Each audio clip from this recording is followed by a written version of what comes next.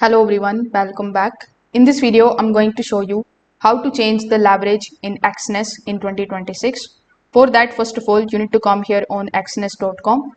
Afterwards, you just have to log in into your account if you haven't already. Now, when you log in into your account, you are going to see this type of dashboard in front of you. Now, over here, make sure that you select the option of trading, and afterwards you select the option of my accounts.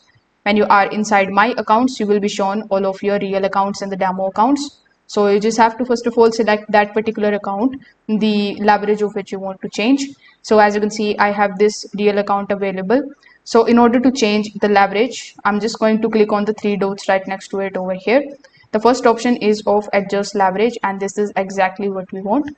After selecting this option, you will see the leverage options. When you click on it, you will be shown a bunch of different leverages.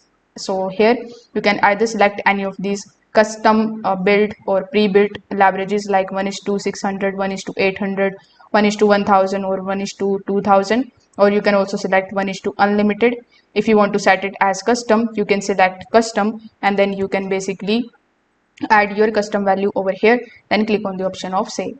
So that's how you can make changes into the leverage in Exness in 2026. So if this video helped you understand this, make sure that you like this video and subscribe to the channel. Thanks for watching.